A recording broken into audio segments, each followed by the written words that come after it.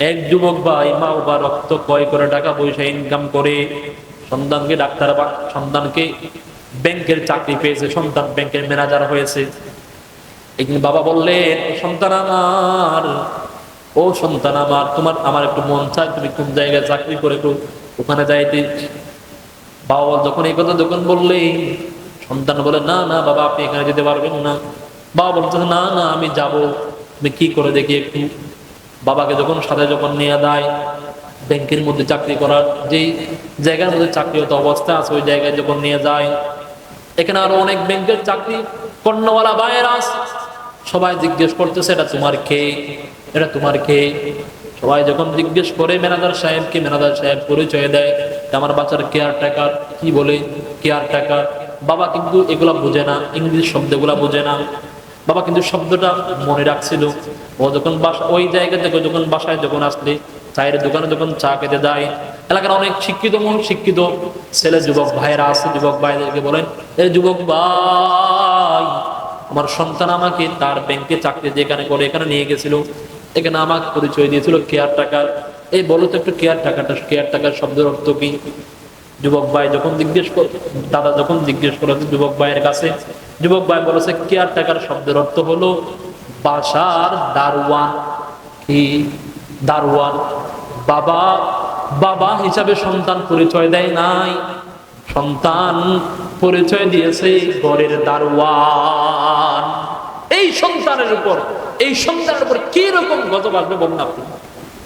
এই জন্য ভাই আমার বন্ধুগণ, সন্তান আপনি মনে করেছেন আপনার বাবার যে মুখের যে সামরা আছে, সামরাগুলো একেবারে নষ্ট হয়ে গেছে, দেখতে তো ভালো লাগে না। দুনিয়ার মধ্যে সন্তান জীবিত হওয়ার পর সন্তানের মধ্যে 12টা হক আছে। কয়টা হক?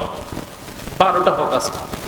আমি একটা একটা করে প্রত্যেকটা হক আপনাদের সামনে আলোচনা করব।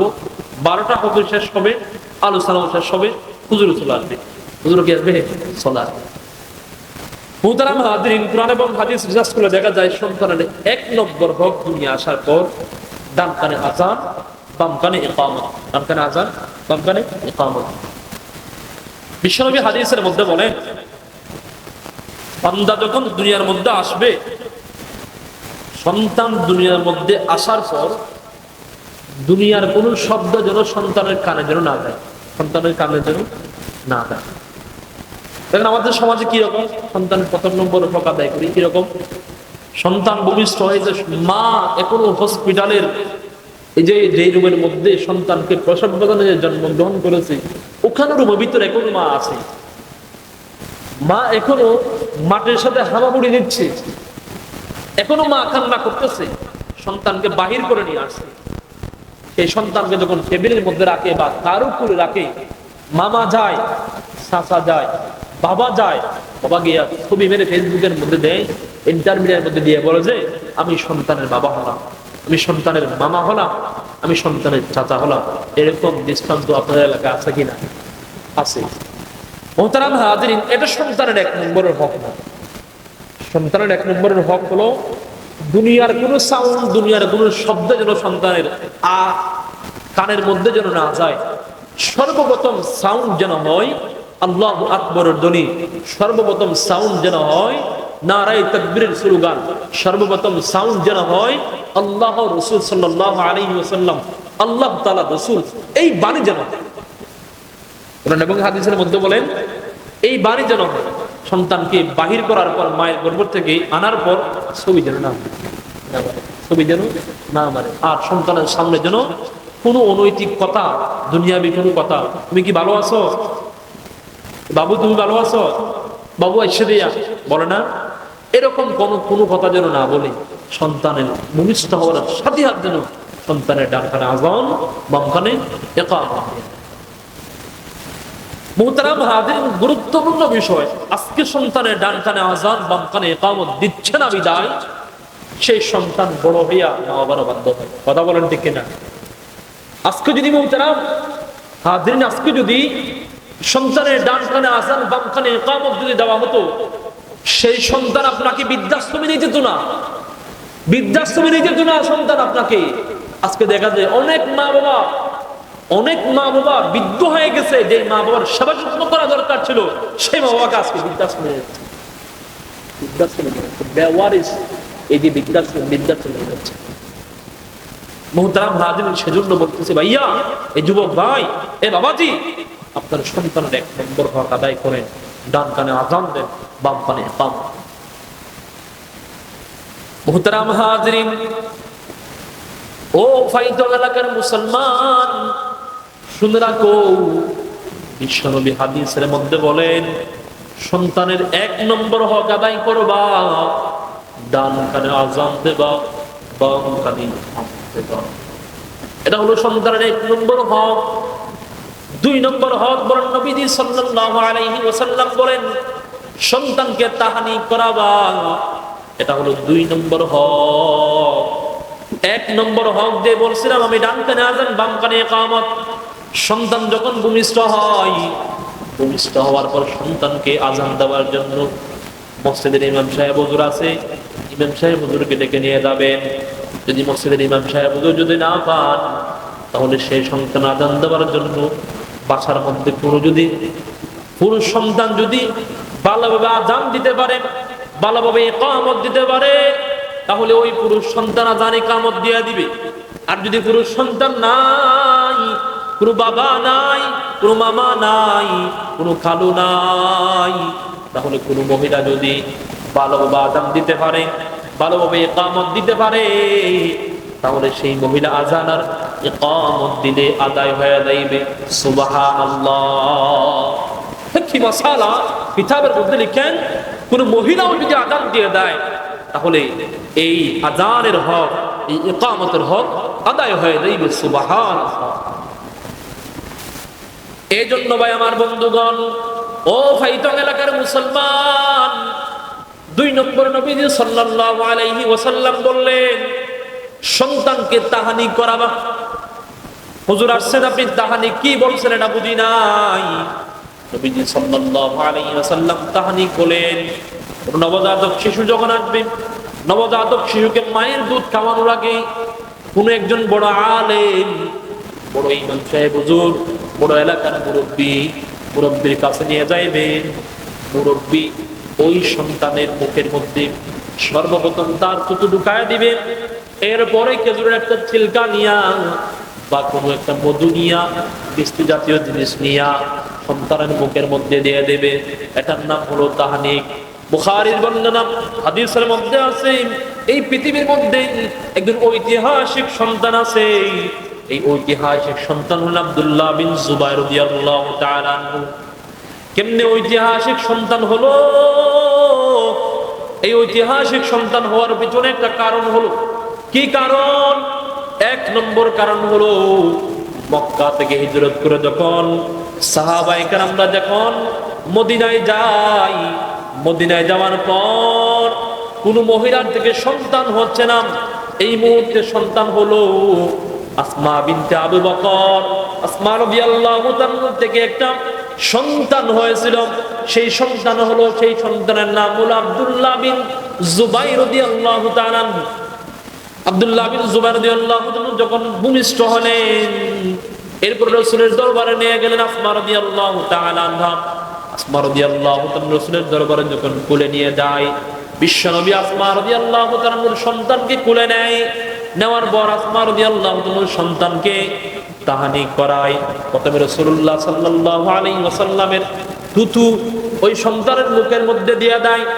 এরপরে রাসূলুল্লাহ সাল্লাল্লাহু আলাইহি ওয়াসাল্লাম খেজুরের একটা চিলকা নিয়া এই সন্তানের মুখের মধ্যে দেয়। হাদিসের মধ্যে আছে, এর দুনিয়ার মানুষ আব্দুল্লাহ বিন জুবাইরের মুখের মধ্যে রাসূলুল্লাহ সাল্লাল্লাহু আলাইহি ওয়াসাল্লামের থুতু সর্বপ্রথম ঢুকেছিল। আর কোন দুনিয়ার কোনো পানি, দুনিয়ার কোনো দুধ আব্দুল্লাহ বিন জুবাইরের মুখে ঢুকে নাই। এর একটা কারণ। দ্বিতীয় একটা কারণ হলো, বিশ্বনবী আকায়ে নামেদা রাসূল আরবি সাল্লাল্লাহু আলাইহি ওয়াসাল্লাম আব্দুল্লাহ বিন জুবাইর রাদিয়াল্লাহু তাআলা আনহুকে সর্বপ্রথম তাহানি করায়ছে। এই দুইটা কারণে আব্দুল্লাহ বিন জুবাইর রাদিয়াল্লাহু তাআলা হলেন ঐতিহাসিক সন্তান। এই জন্য ভাই আমার বন্ধুগণ, বিশ্বনবী বলেন, সন্তানের 2 নম্বর হক হলো সন্তানকে তাহানি করাবা। সন্তানকে তাহানি করাবা, এটাও 2 নম্বর হক। 3 নম্বর হক হলো সন্তানের জন্য বরকতের দোয়া করবেন। আপনাদের এলাকায় কোন নবজাতক শিশু হয়েছে, বাসার মধ্যে যখন যান, দেওয়ার পর আপনার যখন খুলে দেয়, খুলে দেওয়ার পর আপনি যখন খুলে নেবেন, খুলে নেওয়ার পর আপনি সন্তানের জন্য বরকতের দোয়া করবেন। বলবেন না সন্তান মারা যাক, এই সন্তান অসুস্থ হোক, এইরকম কোন দোয়া করবেন না। সন্তানের জন্য বরকতের দোয়া করবেন। এটা হলো 3 নম্বর হক। কয় নম্বর হক আওয়াজ দিয়ে বলেন? 3 নম্বর হক। মুহতারাম হাজিরিন, বিশ্বনবী আকায়ে নামত রাসূল আরবি সাল্লাল্লাহু আলাইহি ওয়াসাল্লাম বলেন, সন্তানের 4 নম্বর হক হলো সন্তানের জন্য আকিকা করাবেন। কোন দিন আকিকা করাবেন? 7ম দিন আকিকা করাবেন। আজকে দেখা যায় আমাদের সমাজের মধ্যে নবজাতক শিশু নতুন বিবাহ করেছে, নতুন সন্তান জন্মগ্রহণ করেছে। সন্তান যখন জন্মগ্রহণ করে নানুর বাসায় ফোন দেওয়া বলে, ও নানু ভাই, ও দাদু ভাই, ও নানি, ছাগল নিয়ে আসো, সন্তানের আকিকা করাতে হবে। না না বাপ, ওরে দুনিয়ার মুসলমান, ওরে ফাইতো এলাকার মুসলমান, শুনে রাখো, এটা নানা নানির হক না, দাদা দাদির হক না, এই হক হলো মা বাবার হক। কার হক আওয়াজ দেয়া বলেন? মা বাবার হক। আপনি মা বাবা হয়েছেন, আপনি সন্তানের জন্য আকিকা করাবেন। ছেলে সন্তান হলে তাহলে 2টা ছাগল দেবেন। কয়টা ছাগল? 2টা ছাগল দেবেন। আর যদি মেয়ে সন্তান হয় তাহলে তার জন্য একটা দেবেন। কয়টা দেবেন? একটা দেবেন। বিশ্বনবী আকায়ে নামত রাসূল আরবি সাল্লাল্লাহু আলাইহি ওয়াসাল্লাম হাসান ইবনে আলী রাদিয়াল্লাহু তাআলা আকিকা করেছেন একটা ছাগল দিয়া। কয়টা ছাগল দিয়া আওয়াজ দিয়া বলেন? একটা ছাগল দিয়া। কেমনে একটা ছাগল দিয়া আকিকা করালো? হযরত হাসান রাদিয়াল্লাহু তাআলার বাবা আলী রাদিয়াল্লাহু তাআলার কাছে যত টাকা পয়সা ছিল না, রাসূলের কাছে যত টাকা পয়সা ছিল না, এই জন্য বিশ্বনবী আকায়ে নামদার রাসূল আরবি সাল্লাল্লাহু আলাইহি ওয়াসাল্লাম হাসান ইবনে আলীর আকিকা করেছেন একটা ছাগল দিয়া। কয়টা ছাগল দিয়া বলেন? একটা ছাগল দিয়া। এইখান থেকে ফিকহ উলামায়ে কেরামগণ কিতাবের মধ্যে লিখেন, মাসআলা ইস্তেমবাদ করেন, কোন কারো কাছে যদি সামর্থ্য না থাকে, কি না থাকে বলেন? সামর্থ্য না থাকে, তৌফিক না থাকে, তাহলে সেই ছেলে সন্তান জন্মগ্রহণ করেছে, তার জন্য একটা ছাগল দিলেও আকিকা আদায় হয়ে যাইবে। সুবহানাল্লাহ। গুরুত্বপূর্ণ একটা মাসালা, আপনি জানতে পারছেন? গুরুত্বপূর্ণ মাসালা। আজকে সমাজের মধ্যে দেখা যায় হুজুররা ফতোয়া দেয়, বলে যে পুরুষ সন্তান যখন জন্মগ্রহণ করে 2টা দিতে হবে, না হলে হবে না। মুহতারাম হাজিরিন, ফিকহি মাসালা থেকে জানা যায়, হাদিস থেকেও জানা যায়, পুরুষ সন্তান হলে একটা দিলেও আদায় হয়ে যাইবে। যদি তৌফিক না থাকে, সামর্থ্য না থাকে, এক বরাত দিলেও আদায় হয়ে যাইবে, একটা ছাগল দিলেও আদায় হয়ে যাইবে। এজন্য যাদের সামর্থ্য নাই, যাদের কি নাই? সামর্থ্য নাই, তৌফিক নাই, অর্থের কামালি, অর্থে সবগুলা যে ডেলি ইনকাম করে টাকা পয়সা যত ইনকাম করেন সবগুলা ডেলি চলে যাচ্ছে, চাউল ডাউল কিনতে কিনতে সব চলে যাচ্ছে। তা আপনার তো তৌফিক নাই, আপনি একটা দিলেও কি হয়ে যাবে? আদায় হয়ে যাইবে। এজন্য যাদের সামর্থ্য নাই তারা একটা দিবেন, যাদের সামর্থ্য আছে তারা 2টা দেবেন। ছাগল যদি হয় 2টা দেবেন, আর যদি মন চাই কুরবানির বরাতে দেবো আমি, তাহলে 2 বরাত দেবেন। ছেলে সন্তান হলে কয় বরাত? 2 বরাত। আর মেয়ে হলে একটা দিবেন। মেয়ের জন্য একটা আছেই, মেয়ের জন্য একটা আছেই, মেয়ের জন্য একটা আছেই। মেয়ে হলে একটা দিবেন। মেয়ে হলে কয়টা দিবেন? একটা দিবেন। আমার সাথে একটু কথা বলেন। মুহতারাম হাজির, বিশ্বনবী আকায়ে নামত রাসূল আরবি সাল্লাল্লাহু আলাইহি ওয়াসাল্লাম 4 নম্বর সন্তানের হক বলেছেন, সন্তানের জন্য আকিকা করাবেন। 5 নম্বর নবীজি সাল্লাল্লাহু আলাইহি ওয়াসাল্লাম বললেন, সন্তানের জন্য সুন্দর একটা নাম রাখবেন। নবীজি সাল্লাল্লাহু আলাইহি ওয়াসাল্লাম বলেন, সন্তানের জন্য সুন্দর একটা নাম রাখবেন। বিশ্বনবী হাদিসের মধ্যে বলেন, قال النبي صلى الله عليه وآله وسلم من أحب أسماء إلى الله عبد الله عبد الرحمن। আল্লাহ নবী হাদিসের মধ্যে বলেন, আল্লাহ রাব্বুল আলামিনের কাছে সবচেয়ে পছন্দনীয় নাম হলো আব্দুল্লাহ। কি নাম বলেন? আব্দুল্লাহ। তারপরে বলেন আব্দুর রহমান। আপনার সন্তানের নাম রাখবেন কি? আব্দুল্লাহ। আপনার সন্তানের নাম রাখবেন কি? আওয়াজ দিয়ে বলেন, আরো আওয়াজ দিয়ে বলেন, আব্দুল্লাহ। আর যদি আব্দুল্লাহ না পারেন তাহলে আপনার সন্তানের নাম রাখবেন আব্দুর রহমান। কি বলেন? আব্দুর রহমান। যদি কোনো সন্তানের নাম আব্দুল্লাহ, আব্দুর রহমান রাখতে পারেন নাই, তাহলে সন্তানের নাম রাখবেন আল্লাহ তাআলার যে 99 নাম আছে। কয়টা নাম আল্লাহ তাআলার? 99 নাম। এই 99 যে নাম আছে, ওই নামের থেকে কোনো একটা সন্তানের নাম রাখবেন। সন্তানের নাম রাখবেন আব্দুর রহমান, সন্তানের নাম রাখবেন আব্দুল খালিক, সন্তানের নাম রাখবেন আব্দুল করিম, সন্তানের নাম রাখবেন আব্দুর রাজ্জাক, সন্তানের নাম রাখবেন আব্দুল মান্নান। আল্লাহ তাআলার যে 99 নাম আছে ওখান থেকে যে কোনো একটা রাখবেন। আর আল্লাহ তাআলার নামের সাথে নাম লাগিয়ে রাখতে পারেন নাই, তাহলে নবীদের নামের সাথে রাখবেন, আম্বিয়া কেরামের নামের সাথে রাখবেন। আম্বিয়া কেরামের নামের সাথে রাখতে পারেন নাই, তাহলে সাহাবায়ে কেরামের নামের সাথে লাগিয়ে রাখবেন। সাহাবায়ে কেরামের নামের সাথে রাখতে পারেন নাই, তাবিঈদের নামের সাথে রাখবেন।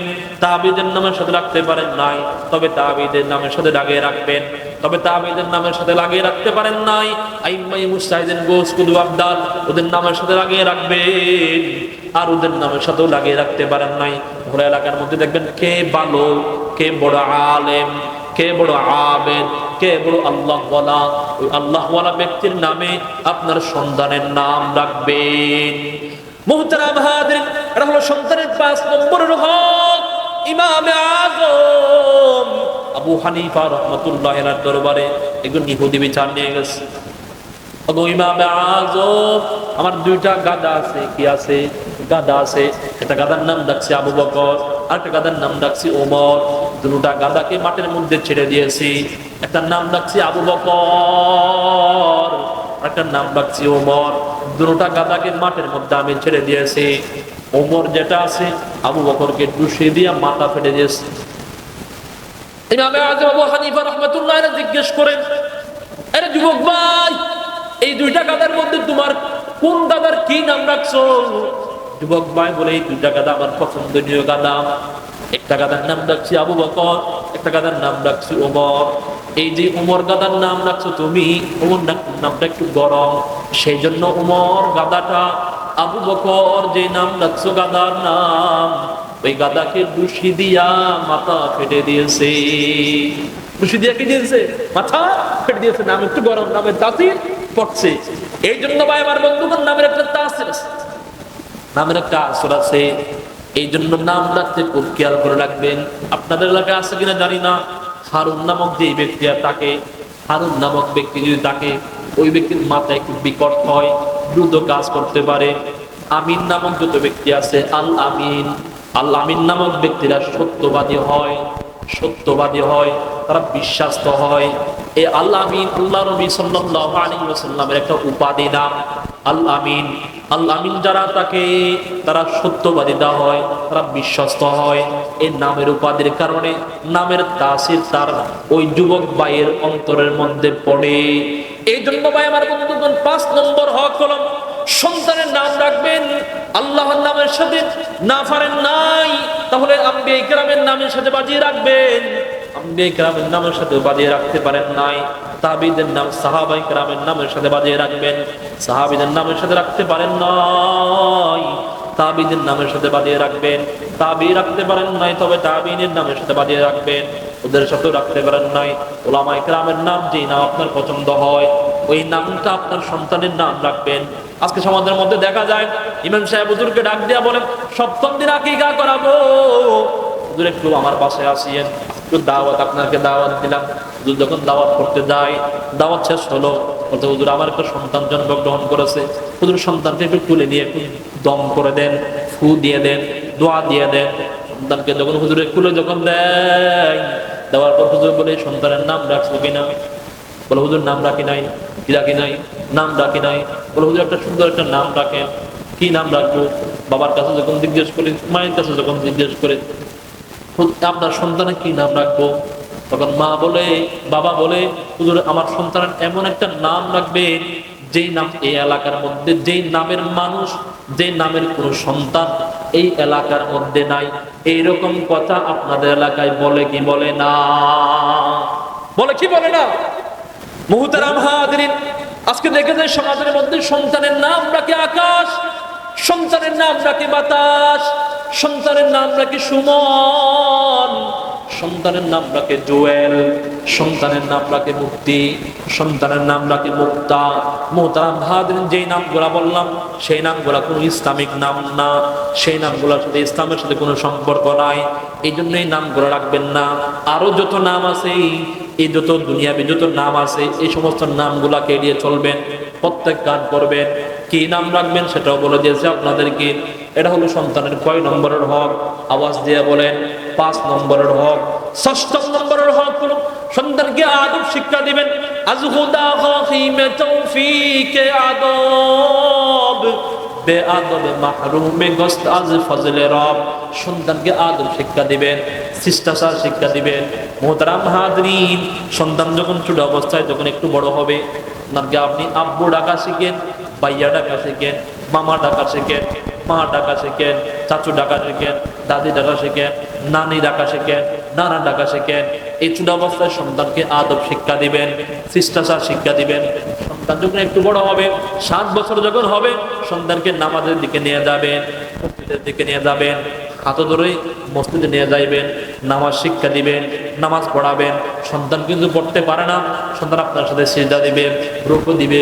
হাদিসের মধ্যে আছে, কোন নবজাতক শিশু, নাবালক শিশু যদি ভাই বাবার সাথে বা মায়ের সাথে সিজদা দিয়ে দোয়া করে, আল্লাহর দরবারে কান্নাকাটি করে দোয়া করে, রব্বে কাবা সাথে সাথে সেই মা বাবার গুনাহ মাফ করে দেয়। সুবহানাল্লাহ। এই জন্য ভাই আমার বন্ধুগণ, সন্তানকে ছোট্ট অবস্থায় তাদিব শিক্ষা দিবেন, আদব শিক্ষা দিবেন, শিষ্টাচার শিক্ষা দিবেন। আজকে যুবক ভাই এই মোবাইলের কেন পাগল হয়ে গেছে? গুনাহ কেন করে এত? যুবক ভাইকে আপনি মোবাইল কেন দিয়েছেন? আপনার সন্তানকে আপনি মোবাইল কেন দিয়েছেন?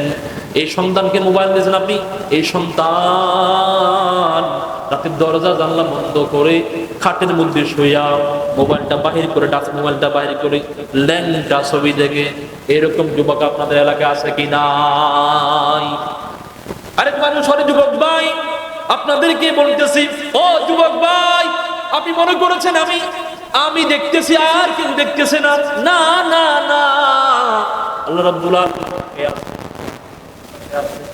আমার বাতিল যেটা ফেরেশতা তাকে আছে, যেটা ফেরেশতা একে অপরে ঝগড়া দেয়, বলে আমি যে গুনাহের যে ফেরেশতা আছে, যে নেকি লেখে ওই ফেরেশতা, এবং যে বদ লেখে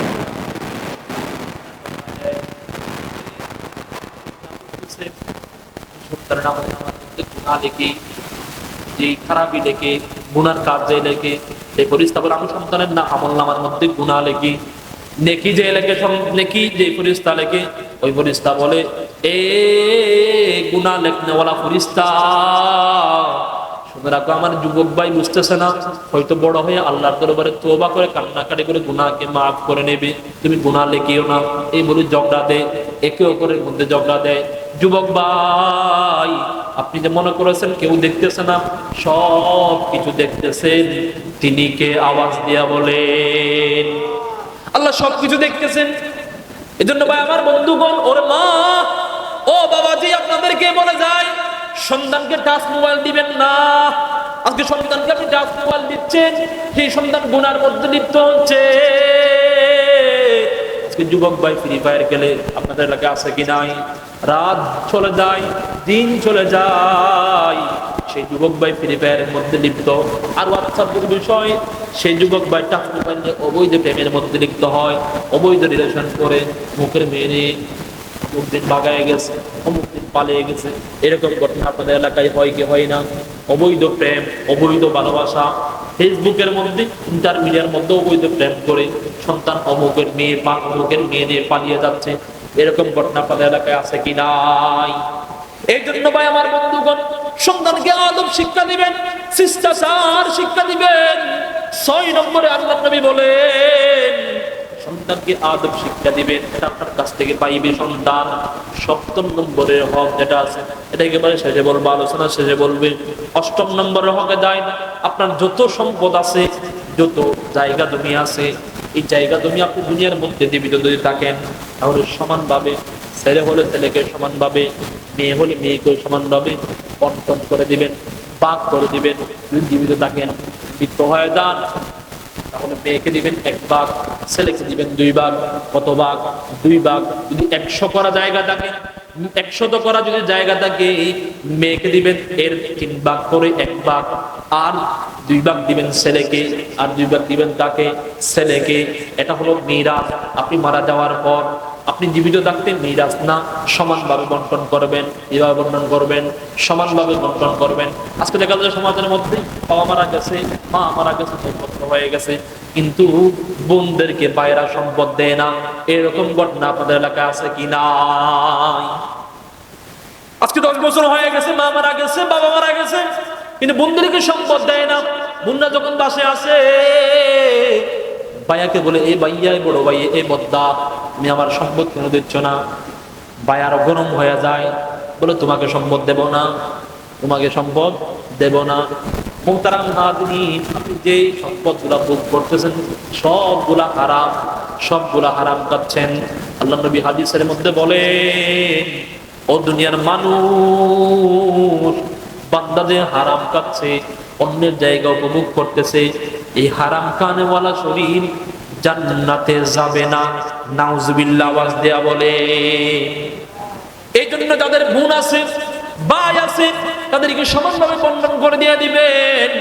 আল্লাহ নবীর কাছে একদিন সাহাবে এসে বলে, ইয়া রাসূলুল্লাহ, ইয়া হাবিবাল্লাহ, আমার 2টা সন্তান আছে, একটা সন্তান ছোট সন্তান, তার কাছে তত টাকা পয়সা নাই, তত কিছু নাই, জায়গা জমি নাই। ইয়া রাসূলুল্লাহ, আপনি সাক্ষী দেখেন, আমি ওকে একটু বেশি দিচ্ছি, ওকে একটু বেশি দিচ্ছি। আল্লাহ নবীকে যখন বললেন, আমার সন্তান অমুক যেটা বড় আছে, ওই বড় সন্তানটা একটু কম দিচ্ছি। আল্লাহ নবীকে যখন এই কথা যখন বললেন, নবীজি বললেন, না না, আমি সাক্ষী থাকবো না। এই সন্তানকে তো তুমি লালন পালন করছো, তুমি জন্ম দিয়েছো, তুমি বাবা লালন পালন করছো, তুমি জন্ম দিয়েছো, কেন তুমি সন্তানকে কম দিবা? কেন তুমি সন্তানকে কম দিবা? ছোট সন্তানকে যেমন দিবা, বড় সন্তানকে তেমন দিবা, সমান সমান দিবা। মুহতারাম হাজিরিন, আজকে দেখা যায় সমাজের মধ্যে অনেক সন্তানকে কম দেয়, আর অনেক সন্তানকে বেশ দিয়ে দেয়।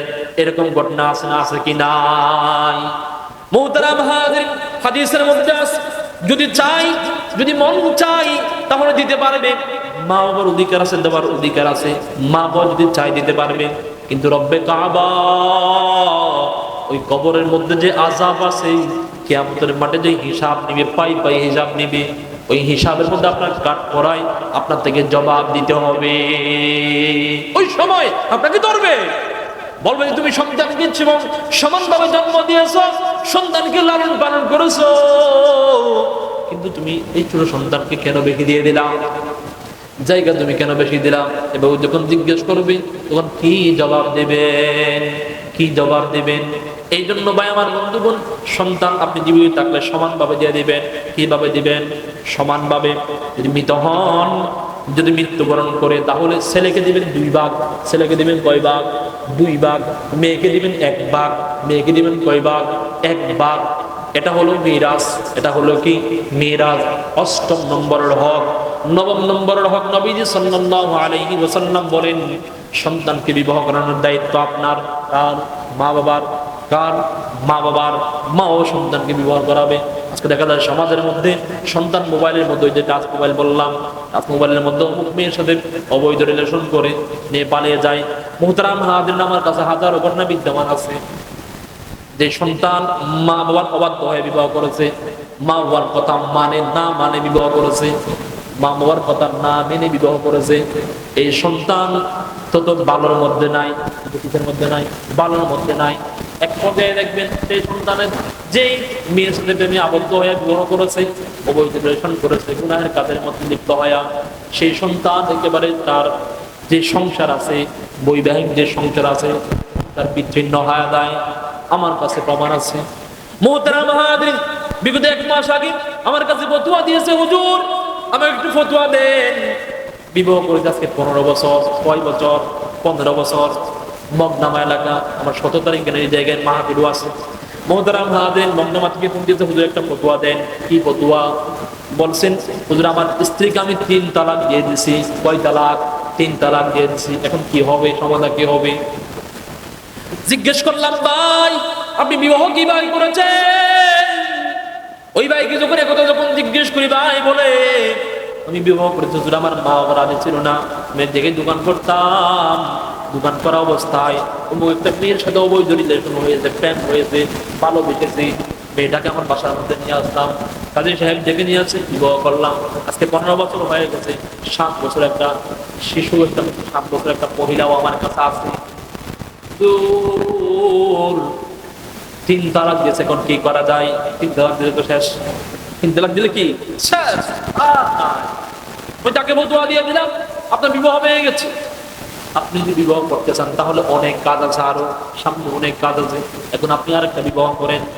পরে ভাই আমার বন্ধুগণ, আপনাদেরকে বোঝানোর জন্য বলি, তারা অবৈধ কাজের মধ্যে লিপ্ত হয়, যে কাজের মধ্যে মা বাবা রাজি থাকে না, সেই কাজের মধ্যেও বরকত হয় না। কথা বলেন ঠিক কিনা? যে কাজের মধ্যে মা বাবা রাজি থাকে না, সেই কাজের মধ্যে বরকত হয় না। যে বিবাহের মধ্যে মা বাবা রাজি নাই, সেই বিবাহ বরকত হয় না, সেই বিবাহের মধ্যে আল্লাহ রাজি হয় না। আল্লাহ নবী হাদিসের মধ্যে বলেন, ক্বালান নবী সাল্লাল্লাহু আলাইহি ওয়া আলিহি ওয়া সাল্লাম, ইযর রাব্বি ফি রিদাল ওয়ালিদি ওয়া সাহাতুর রাব্বি ফি সাহাতিল ওয়ালিদি। যে কাজের মধ্যে মা বাবা রাজি, সেই কাজের মধ্যে আল্লাহ রাজি। কে রাজি? আওয়াজ দেয়া বলেন, আল্লাহ রাজি। যে রাজি, যে কাজের মধ্যে মা বাবা রাজি, সেই কাজের মধ্যে আল্লাহ রাজি। আপনি তো মা বাবাকে রাজি করেন নাই, এই জন্য আপনার সংসার ভেঙে গেছে। মুহতারাম হাজিরিন, 10 নম্বরের হক হলো, আল্লাহ নবী হাদিসের মধ্যে বলেন, 10 নম্বর হক হলো সন্তানের জন্য নেক দোয়া করবেন, বদ দোয়া করবেন না। আল্লাহ নবী হাদিসের মধ্যে বলেন, ক্বালান নবী সাল্লাল্লাহু আলাইহি ওয়া আলিহি ওয়া সাল্লাম, সালাসাতু মুস্তাজাবি দাওয়াতুল্লাহ শাক্কা ফি দাওয়াতুল মাজলুম ওয়া দাওয়াতুল মুসাফির ওয়া দাওয়াতুল ওয়ালিদাইন। নবী হাদিসের মধ্যে বলেন, যে আল্লাহর দরবারে দোয়া করে মুস্তাজাবুদ দাওয়া, কয়জন ব্যক্তি আওয়াজ দেয়া বলে? 3 জন ব্যক্তি। আর আওয়াজ দেয়া বলে 3 জন ব্যক্তি। আল্লাহর দরবারে যে দোয়া করে, সেই দোয়া আল্লাহর দরবার থেকে ফেরত আসে না। 1 নম্বর হলো দাওয়াতুল মাজলুম, যার উপর অন্যায়ভাবে জুলুম করা হয়েছে, এই ব্যক্তি আল্লাহর দরবারে যে দোয়া করে, সেই দোয়া আল্লাহর দরবার থেকে ফেরত আসে না। যার উপর অন্যায়ভাবে, কি রকম? আপনি দোকান রাস্তা দিয়ে হেঁটে যাচ্ছে, একজন মানুষ, তাকে একেবারে এমনি একটা টুপি দিয়ে দিলেন, অন্যায় করলে, অন্যায় করে জুলুম করে তার উপর একটা পিঠা দিয়ে দিলেন, তাকে মারলেন, তার জন্য কোর্টের মধ্যে বিচার দিলেন, চেয়ারম্যানের কাছে বিচার দিলেন অন্যায় ভাবে।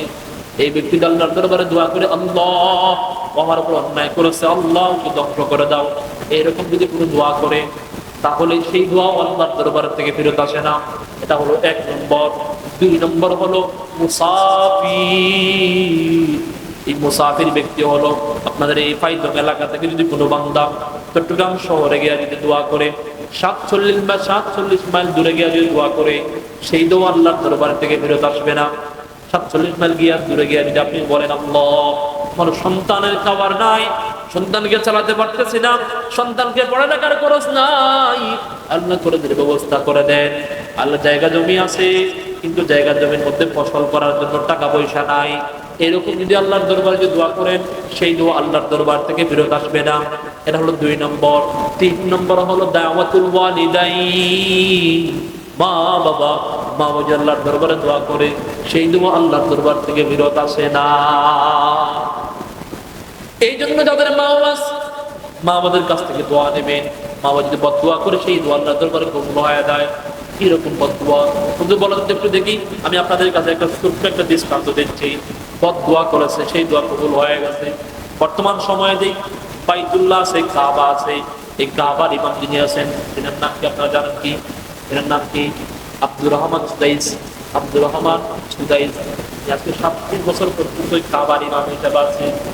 মুহতারাম হাজির, তিনি কাবার ইমাম হলেন, এর পিছনে একটা কারণ। কি কারণ?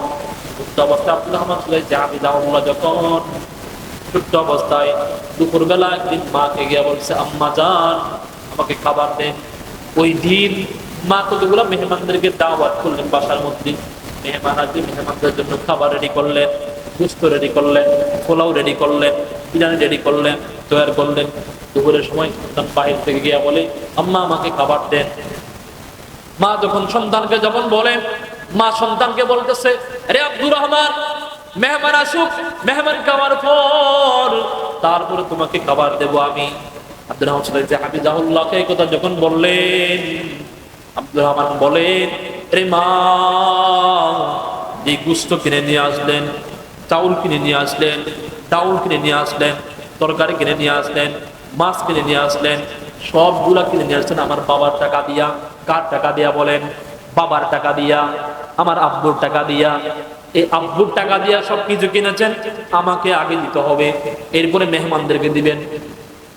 এই কথা যখন বললেন, মা বলছে, সন্তান তুমি বুঝো না, বুঝো না, এই সন্তান মেহমান আসুক তারপরে তোমাকে দেব, মেহমানদেরকে আগে মেহমানদারি করে তারপরে তোমাকে দেব। ব্রাহ্মণ সৈয়দ হাফিজাহুল্লাহকে বাদ দেয় নাই। সৈয়দ হাফিজাহুল্লাহ রাস্তায় গিয়া, আপনাদের এলাকার যে রাস্তার মধ্যে বালি আছে, কতগুলো এক মুসলিম বালি নিয়ে আসে।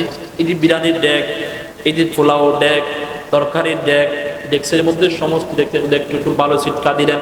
সৈয়দ হাফিজাহুল্লাহ বলেন, এগুলা যেন কেউ যেন খাইতে না পারে, এগুলো যেন কেউ যেন কি না পারে, খাইতে না পারে, এই জন্য বালি দিয়ে দিলেন। মুহতারাম হাজিরিন, মেহমান যখন আসছে, মেহমানদেরকে খাবার যখন রেডি করার জন্য যখন যাই, যাওয়ার পর মা দেখতেছে প্রত্যেকটা ডেকচির মধ্যে বালি। কে কাজ কে করলো? বাচ্চা নাই, বাচ্চা আব্দুর রহমান, এই কাজগুলো আব্দুর রহমান আর কেউ করে নাই। মা হাত তুলে আল্লাহর দরবারে বলতেছে, আল্লাহ আমার সন্তানের জন্য কোনো এইরকম কোনো দোয়া করতে পারতেছি না, আল্লাহ আপনার আমার সন্তানের জন্য একটা দোয়া করতেছি। ওগো মালিক, আমার সন্তানকে তুমি কাবার ইমাম বানিয়ে দাও। সুবহানাল্লাহ। এই দোয়া করেছেন, এই যেটা দোয়া হলো বদদুয়ার আগের মাথায় বদদুয়া করেছেন, এই বদদুয়া নেক দোয়ায় পরিণত হয়ে গেছে। আজকে আব্দুর রহমান সুদাইসি হাফিজাহুল্লাহ 37 বছর পর্যন্ত কাবার ইমাম হিসাবে আছেন। সুবহানাল্লাহ। ওগো মা, তুমি এই পৃথিবীর শ্রেষ্ঠ নিয়ামত, তোমারই পদ তলে রয়েছে জান্নাত। কথা বলেন ঠিক কি না? এই পৃথিবী থাকতো গো মায়া মোহহীন, এই পৃথিবী থাকতো গো ফুল পাখিহীন, এই পৃথিবী থাকতো গো মায়া মোহহীন, এই পৃথিবী থাকতো গো ফুল পাখিহীন, যদি না পেত মায়ের, যদি না পেত মায়ের আদরের হাল, যদি না পেত মায়ের আদরের হাল। ওগো মা, তুমি এই পৃথিবীর শ্রেষ্ঠ নিয়ামত, তোমারই পদ তলে রয়েছে জান্নাত, তোমারই পদ তলে রয়েছে জান্নাত। কথা বলেন ঠিক কিনা? মাওয়ার পায়ের নিচে জান্নাত। নবী হাদিসের মধ্যে বলেন, করেন নবী সাল্লাল্লাহু আলাইহি ওয়া আলিহি ওয়াসাল্লাম, ইন্নাল জান্নাতা তাহতা কদামিল উম্মাহাত। মায়ের পায়ের নিচে সন্তানের ব্যস্ত। এই জন্য বাবা মার বন্ধুগণ, কিতাবের মধ্যে আছে মায়ের খেদমত বেশি করবেন। মায়ের খেদমত কি করবেন? বেশি করবেন। বাবার এতাআত বেশি করবেন, বাবার অনুসরণ বেশি করবেন। বাবা যদি কোনো জায়গায় যেতে বলে যাবেন দ্রুত, কিন্তু মায়ের খেদমত বেশি করবেন। কি রকম খেদমত? মা তো আপনার কাছে কিছু চাই না। মা যখন রান্না বান্নার কাজে যখন ব্যস্ত হয়, আপনি গিয়া এই যে তরকারি আছে, তরকারি একটু করে দিবেন, তরকারিটা বন্টন করে দিবেন, একটু ধুয়ে দিবেন, এটা হলো মায়ের খেদমত। মায়ের শাড়ি আছে, শাড়ি একটু ধুয়ে দিবেন, এটা হলো মায়ের খেদমত। বাবার এতাআত বেশি, মায়ের খেদমত বেশি, বাবার এতাআত বেশি।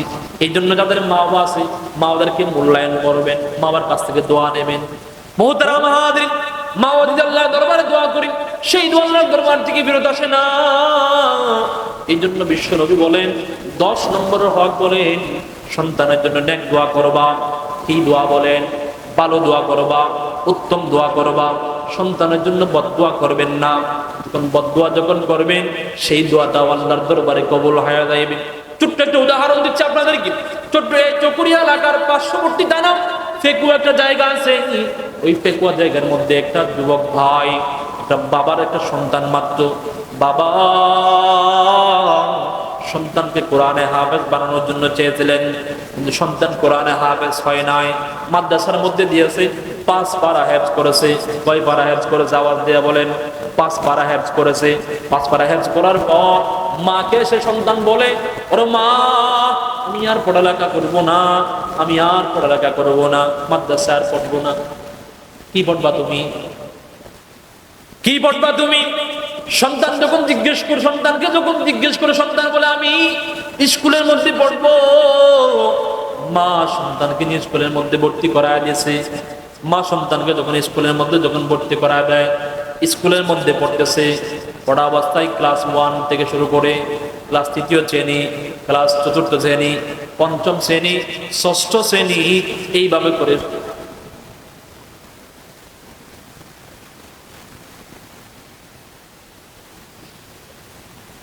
এইভাবে করে 5ম শ্রেণী, 6ষ্ঠ শ্রেণী, 7ম শ্রেণী পড়তেছে, স্কুলের মধ্যে পড়তেছে। 8ম শ্রেণী পড়তেছে। 9ম শ্রেণী পড়া অবস্থায় একটা যুবতী মহিলার প্রেমে আবদ্ধ হয়ে যায় সন্তান। এদিকে বাবা মারা গেছে, মা আছে শুধু, বাসার মধ্যে আর কেউ নাই, কোনো সন্তান নাই, কোনো সন্তান আর নাই। 8ম শ্রেণী পড়া অবস্থায়, 9ম শ্রেণী পড়া অবস্থায় যখন সন্তান যখন অবৈধ রিলেশনের মধ্যে যখন আবদ্ধ হয়, এক পর্যায়ে মা জানতে পারলো অমুকের মেয়ের সাথে কথা বলো তুমি, এ সন্তান অমুকের মেয়ের দিকে তুমি চোখ দিও না, মেয়েটা অনেক বকাট, মেয়েটা অনেক খারাপ, মেয়েটা নষ্ট, অভদ্র, মেয়েটার দিকে তুমি তাকায়ও না। এ সন্তান তোমাকে স্কুলের মধ্যে ভর্তি করায় দিয়েছি, পড়ালেখা করো, ভালো একজন কোনো কিছু হও, ইঞ্জিনিয়ার হও, ডাক্তার হও, তোমার জন্য সুন্দর এই এলাকার মধ্যে, এই দেশের মধ্যে বাসা যেই মহিলা আছে, যে সুন্দর মহিলা আছে, তোমার জন্য ওই মহিলাটা আনবো। মা যখন একথা যখন বললেন, সন্তান বলে না না মা, না না, আমি ওই মহিলাকে বিবাহ করব। 10ম শ্রেণী পড়া অবস্থায় মেয়েকে বাসার মধ্যে নিয়ে আসলেন। মা বলছে, সন্তান একটা কাজ করলে তুই এই মেয়েকে এখন বাড়ি থেকে বাহির কর। সন্তান মাকে প্রস্তাব দেয়, এ মা, এই মেয়েকে যদি বাহির করতে হয়, তোমাকে আগে আমি এই বাসা থেকে বাহির করবো। নাউজুবিল্লাহ বলেন। মোহতারাম হাজিরিন, এই প্রস্তাব যখন সন্তান যখন মাকে যখন দেয়, মা বলতেছে আর কিছু করার নাই, সন্তান যেহেতু এনে ফেলছে মেনে নিয়েছে।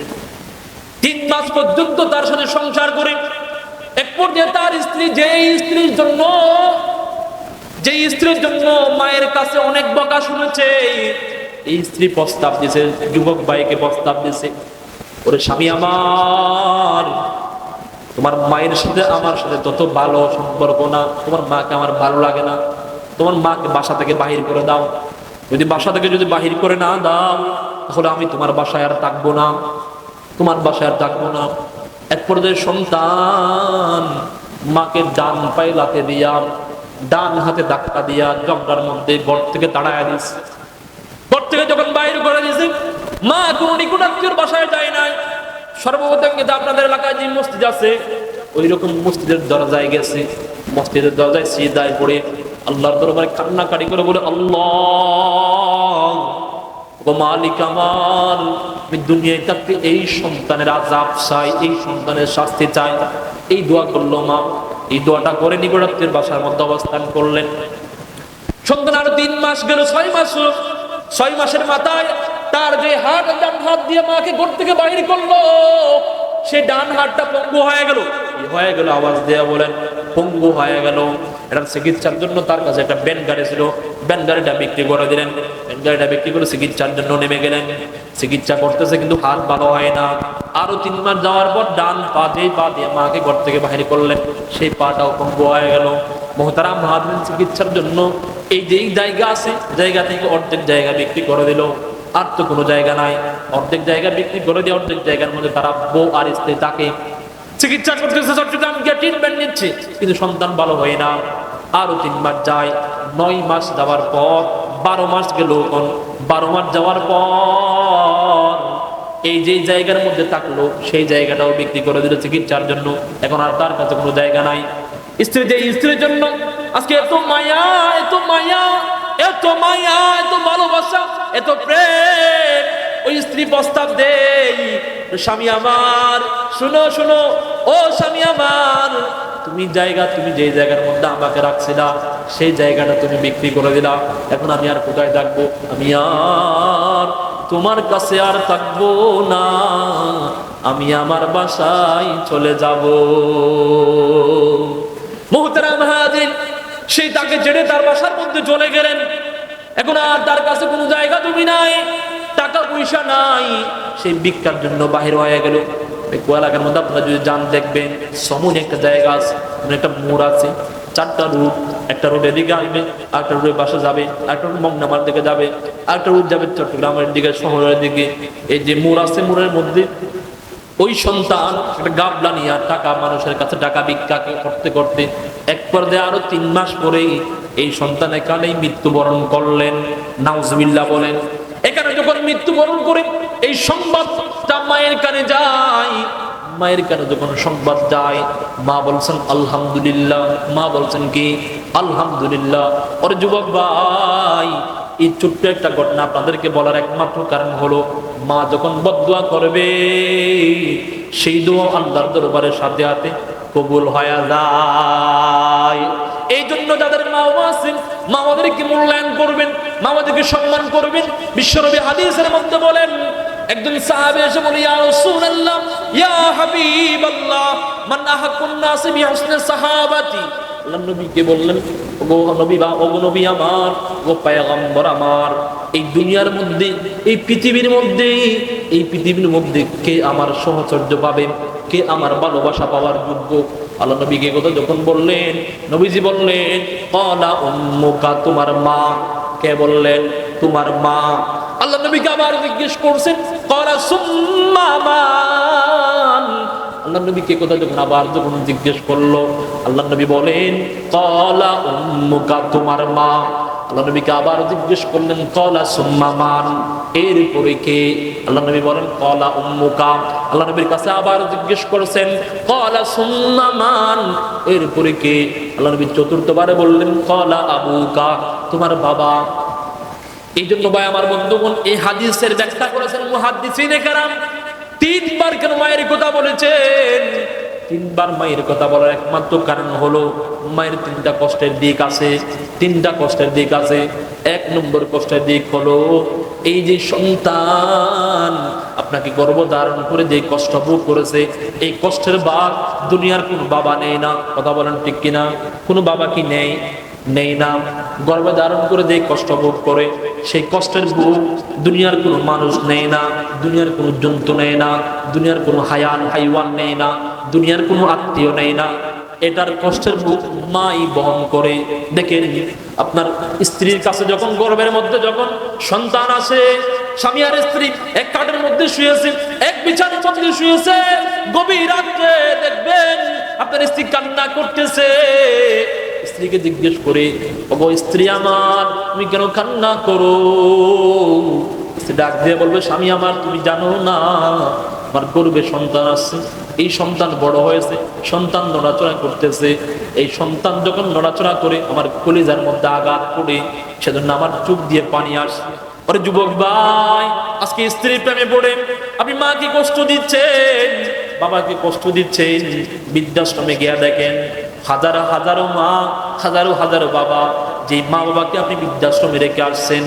ওরে যুবক ভাই, আল্লাহ নবী 1 নম্বরে মায়ের কথা বলেছেন। এজন্য মায়ের যে গর্ভ অবস্থায় যে আদে আপনাকে যে কষ্ট ভোগ করে, এই কষ্টের ভাগ দুনিয়ার কোনো বান্দা নিতে পারে না। 2 নম্বরে কেন মায়ের কথা বললেন নবীজি সাল্লাল্লাহু আলাইহি ওয়াসাল্লাম? 2 নম্বরে মায়ের কথা বলার কারণ হলো, আপনাকে যে প্রসব বেদনা করে যে জন্ম দেয়, ওই সময় যে কষ্ট হয়, এই কষ্টের ভাগ দুনিয়ার কোনো বান্দা নিতে পারে না।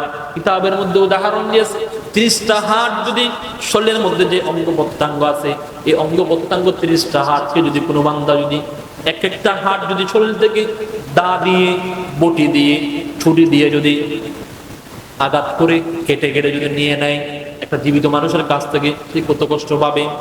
কত কষ্ট পাবে, অনেক কষ্ট পাবে, যে কষ্টের বর্ণনা দিয়ে শেষ করা যাবে না। ওই অবস্থায়, যে অবস্থায় আপনাকে গর্ভ থেকে জন্ম দেয় মা, প্রসব বেদনা দিয়ে দুনিয়ার এই মায়া দেখায়, ওই অবস্থায় মায়ের তার চেয়ে বেশি কষ্ট হয়, তার চেয়ে বেশি কষ্ট হয়। এর যুবক ভাই, তুমি আজকে মাকে কেন এত কষ্ট দাও? আল্লাহ নবী সাল্লাল্লাহু আলাইহি ওয়াসাল্লাম 3 নম্বরে কেন মায়ের কথা বলেছেন? মা কষ্ট করে জন্ম দিয়েছে, জন্ম দেওয়ার পর 2 বছর পর্যন্ত আপনাকে দুধ খাওয়ায়। দুনিয়ার কোনো বাবা কি দুধ খাওয়ায়? আপনাদের এলাকায় খাওয়ায়? বাবা দুধ খাওয়ায় সন্তানকে? না না বাপ। এই জন্য ভাই আমার বন্ধুগণ, এই কষ্টের ভাগ দুনিয়ার কোনো বান্দা নেয় না। বলেন হুজুর, আমি সন্তানকে ভূমিষ্ঠ হওয়ার পর তুলে নিই, আদর করি, খাদে নিই, দোকানে যাই, বাজারে যাই, সন্তান বলে পরিচয় দিই। না না বাপ, আপনি যখন রাস্তাঘাটে কাজ করতেছেন, দোকানে বাড়ে কাজ করতেছেন, বা কোনো জায়গায় কাজ করতেছেন, বাসায় যখন আসেন, বলেন আমার মানিককে একটু খুলে দাও। মানিককে যখন খুলে দেয়, মানিক যখন একটু বস্তা করে যায়, দূর ওকে একটু রাখো, পরিষ্কার করে নিয়ে আসো। কিন্তু মা কোনোদিন আপনি বস্তা করে দেওয়ার পর, পায়খানা করে দেওয়ার পর, মা কোনোদিন আপনাকে বলে নাই আমি আর সন্তানকে কোলে নেব না, সন্তানকে এক পাশে ফেলে দিয়ে আসে, ডাস্টবিনের মধ্যে ফেলে দিয়ে আসে। মা কোনোদিন এই কথা বলে নাই। মা ধুয়ে মুছে পরিষ্কার করে আবারও কোলে নিয়ে চুমুকায়। কথা বলেন ঠিক কিনা?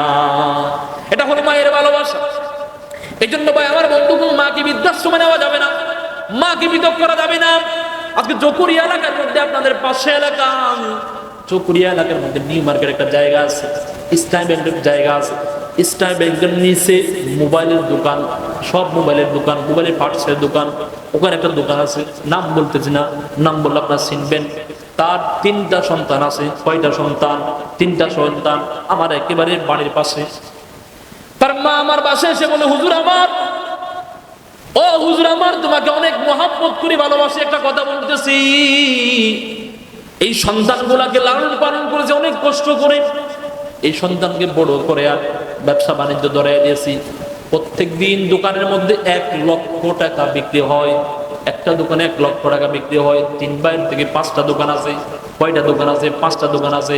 এই 5টা দোকানের মধ্যে 1 লক্ষ টাকা করে বিক্রি করে।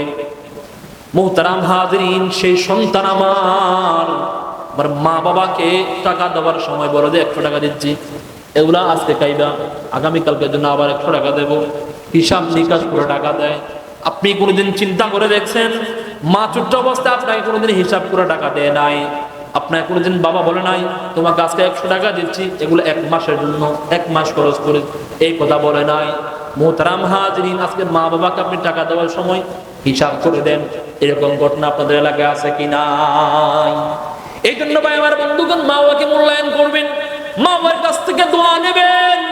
মা ও আল্লাহর দরবারে যখন দোয়া করবে, সাথে সাথে সেই দোয়া কবুল হয়ে যাবে। আল্লাহ নবী হাদিসের মধ্যে বলেছেন, মা বাবার দোয়া আল্লাহর দরবার থেকে বেরোত আসে না। আরেক হাদিসের মধ্যে বলেন, রব্বি ফি রিদাল ওয়ালিদি ওয়া সাখাতুর রব্বি ফি সাখাতিল ওয়ালিদি। মা বাবা যে কাজের মধ্যে রাজি, মা বাবা যে কাজের মধ্যে রাজি, আল্লাহ সেই কাজের মধ্যে রাজি। সুবহানাল্লাহ। আল্লাহ নবী আরেক হাদিসের মধ্যে বলেন, ক্বালান নবী সাল্লাল্লাহু আলাইহি ওয়া আলিহি ওয়াসাল্লাম, সাহাবায়ে কেরামদেরকে বলেন, আমার সাহাবীরা, তোমাদেরকে আমি কি কবিরা গুনাহ সম্পর্কে কিছু ধারণা দেব না? নবী সাল্লাল্লাহু আলাইহি ওয়াসাল্লামের সাহাবী বললেন, ইয়া রাসূলুল্লাহ, বলেন একটু দেখি। আল্লাহ বললেন, আল কাবাইর ইসরাকু বিল্লাহি ওয়া উকুকুল ওয়ালিদাইন। আল্লাহ নবী বললেন, দুনিয়ার মধ্যে যত কবিরা গুনাহ আছে, এর মধ্যে 1 নম্বর কবিরা গুনাহ হলো শিরিক করা। কি করা? শিরিক করা। বলছেন হুজুর শিরিকটা কি? আবার শিরিকটাও বিস্তার আপনাদেরকে বলতে শুনেন। শিরিক হলো এই যে আপনাদের এলাকায় কোনো মাজার আছে কিনা জানি না, মাজারের মধ্যে গিয়ে সন্তান খুঁজে, বাবা আমাকে ছেলে দাও। ছেলে দেওয়ার মালিককে আওয়াজ দিয়া বলেন, ছেলে দেওয়ার মালিক হলো আল্লাহ। কোনো বাজারের বাবা, কোনো মাজারের মৌলানা, কোনো মাজারের মৌলানা সন্তান দিতে পারে না। মাজারের কোনো বাবা সন্তান দিতে পারে না। সন্তান দেওয়ার মালিককে চিল্লায় বলেন, আল্লাহ সন্তান দিতে পারে। দুনিয়ার কোনো বান্দা সন্তান দিতে পারে না। দুনিয়ার কোনো বান্দার কাছে সন্তান চাওয়া যাবে না। সন্তান চান, এটা হলো শিরিক। এটা হলো কি? শিরিক। আল্লাহর কাছে চাইবেন। মুহতারাম হাজির, এটা হলো শিরিক। এই জন্য আল্লাহ নবী সাল্লাল্লাহু আলাইহি ওয়াসাল্লাম হাদিসের মধ্যে বলেন, আল কাবাইরুল ইশরাকু বিল্লাহ, 1 নম্বর কবিরা গুনাহ হলো আল্লাহর সাথে শিরিক করা। 2 নম্বরের কবিরা গুনাহ হলো আল কাবাইর ইসতাগফু বিল্লাহি ওয়া উকুকুল ওয়ালিদাইন মা ওয়ারাবাদ হওয়া, এটা হলো 2 নম্বর কবিরা গুনাহ। কয় নম্বর কবিরা গুনাহ বলেন? 2 নম্বরের কবিরা গুনাহ। এজন্য যারা মা বাবার কথা মানতেছেন না, কবিরা গুনাহের মধ্যে লিপ্ত হয়ে যাচ্ছেন। এই কবিরা গুনাহ তওবা ছাড়া মাফ হয় না। এই কবিরা গুনাহ তওবা ছাড়া মাফ হবে না। আরো চর্চার বিষয় হলো আল্লাহর হক যেখানেই বর্ণনা করেন, ইবাদত যেখানেই বর্ণনা করেন, আল্লাহ রাব্বুল আলামিন তারপরে মায়ের কথা বলেন। কোরআনে কারীমের আয়াত আছে, ওয়াকাযা রাব্বুকা আল্লা তা'বুদু ইল্লা ইয়্যা ওয়া বিল ওয়ালিদাইনি ইহসানা ইম্মা ইয়াবলুগান্না ইনদাকাল কিবার আহাদুহুমা আও কিলাহুমা ফালা তাকুল লাহুমা উফ ওয়ালা তানহারহুমা ওয়া কুল লাহুমা কওলান কারীমা ওয়াহফিজ লাহুমা জানাহাজ যুল্লি মিনার রাহমা ওয়া কুর রাব্বিরহামহুমা কামা রাব্বায়ানি সগীরা। রব্বুল আলামিন কোরআনে কারীমের আয়াতের মধ্যে বলেন, ওয়াকাযা রাব্বুকা আল্লাহ তা'বুদু, সর্বশ্রেষ্ঠ ফয়সালা আল্লাহর ইবাদত করবেন। ওয়া বিল ওয়ালিদাইনি ইহসানা, মা বাবার সাথে ইহসানের মুআমালা করবেন। ওয়া বিল ওয়ালিদাইনি ইহসানা ইম্মা ইয়াবলুগান্না ইনদাকাল কিবার, যদি কোনো বৃদ্ধাবস্থায় কোনো মা বাবা পেয়েছো কোনো বৃদ্ধাবস্থায়, তাদেরকে সম্মান করবা, তারা যা চায় তা দিবা। ইম্মা ইয়াবলুগান্না ইনদাকাল কিবার আহাদুহুমা আও কিলাহুমা, তাদেরকে যত খানা পিনা আছে সবগুলা দিবা। আও কিলাহুমা ফালা তাকুল লাহুমা উফ, তাদের কোনো কথাই তুমি উফ শব্দ ব্যবহার করবা না। চিন্তা করে দেখেন যুবক ভাই, ছোট্ট অবস্থায় আপনাকে কথা বলা শিখিয়েছে মা বলেছে তুমি ওই সন্তানকে, ওই ছেলে যে দেখতেছো ওকে দেখো বাবা, ওকে ভাইয়া ডাকো, ওকে বাবা ডাকো। মা যখন একবার বলে ওকে বাবা ডাকো, আপনি বাবা মুখ থেকে বাহির করতে পারতেছেন না। মা আবারও বলে বাবা ডাকো, আবারও বলেছেন কিন্তু আবার আপনি বাহির করতে পারতেছেন না। আবারও বলে ওকে বাবা ডাকো, আবারও যখন বলে তখনও বাহির করতে পারতেছেন না। এইভাবে শতবার বলার পর আপনি বাবা ডাকা বাহির করতে পারছেন। কথা বলেন ঠিক কিনা? কিন্তু আজকে বড় হয় আপনি সন্তান, মা যখন বৃদ্ধ হয়ে যায়, মায়ের বোঝ শক্তি চলে যায়, বাবার বোঝ শক্তি চলে যায়। ছোট্ট অবস্থায় এই যে সন্তানকে লালন পালন করতে কত কষ্ট করে, সেই সন্তান যখন বড় হয়, সন্তান কাছে যখন বৃদ্ধ বাবা যখন কোনো কথা জিজ্ঞেস করে, বাবা যখন জিজ্ঞেস করে এই সন্তান তুমি কি বলেছো একটু আবার বলে দেখি, যে সন্তান বলে তুমি তোমার হবার তোমার কি হবার তোমার তুমি ওকে বুঝো বলে না। মোহতারাম হাজিরের জন্য ভাই আমার বন্ধুগণ, সন্তান ওরে যুবক ভাই আপনাদেরকে বলতেছি, মা বাবাকে দমক দেওয়া যাবে না। আর মা বাবার কোনো কথার মধ্যে সন্তান ওপ শব্দ ব্যবহার করা যাবে না। যেন আপনার সন্তানকে আপনি বললেন, এ সন্তান চকুরে একটু বাজার করে নিয়ে আসো, আমাকে নাকি পাইছো যে তুমি, আর কাউকে পায় নাই, এরকম কথা বলে কি বলে না? এই জন্য আল্লাহ রাব্বুল আলামিন কোরআনে কারীমের আয়াতের মধ্যে বলেন, ওয়াকাযা রাব্বুকা আল্লা তা'বুদু ইল্লা ইয়্যা ওয়া বিল ওয়ালিদাইনি ইহসানা ইম্মা ইয়াবলুগান্না ইনদাকাল কিবার আহাদুহুমা আও কিলাহুমা ফালা তাকুল লাহুমা উফ, ফালা তাকুল লাহুমা উফ শব্দ বলা যাবে না। ফালা তাকুল লাহুমা উফ ওয়ালা তানহারহুমা, মা বাবার সাথে ধমক দিয়ে কথা বলা যাবে না।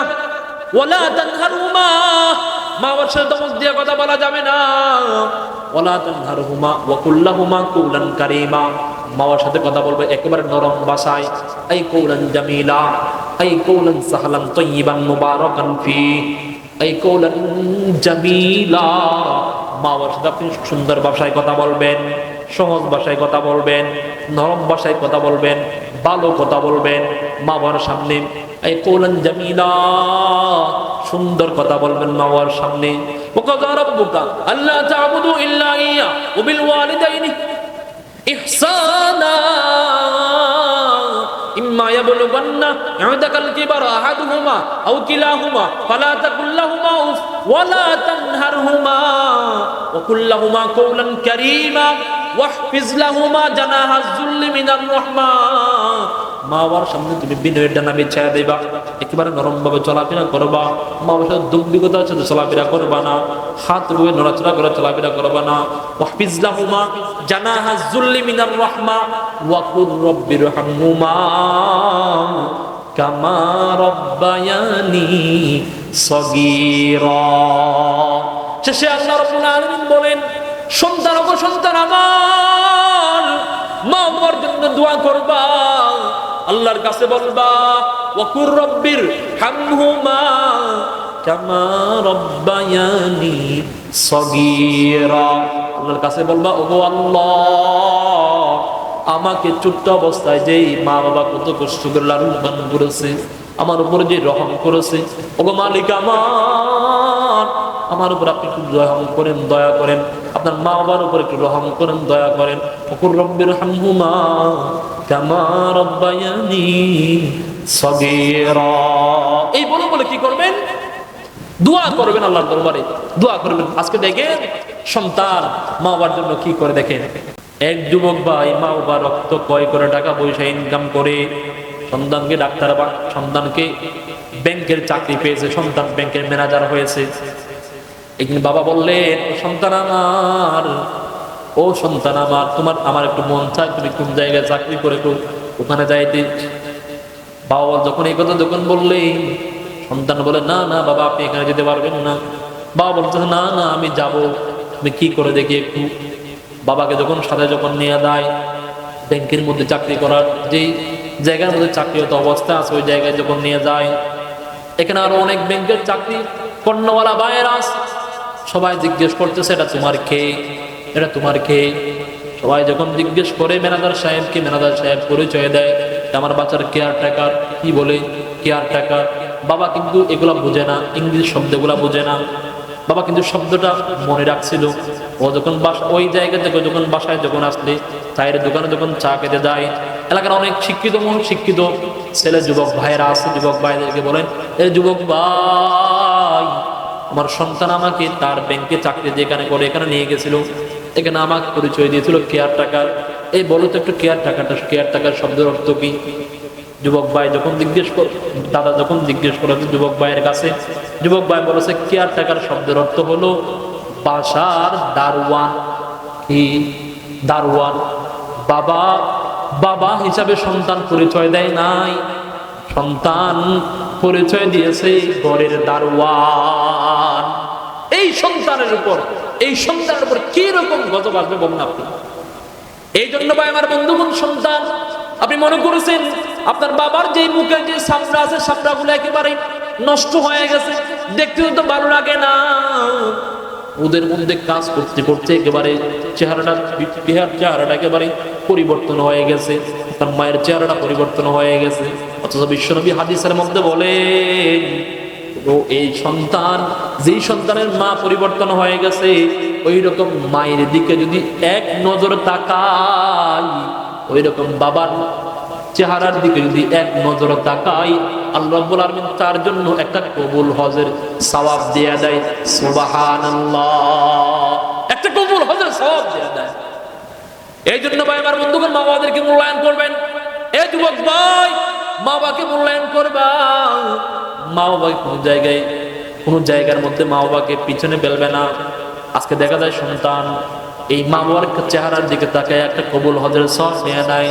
অথচ আপনি কি চিন্তা করে দেখছেন একটা হজ করার জন্য কত টাকা পয়সার প্রয়োজন হয়?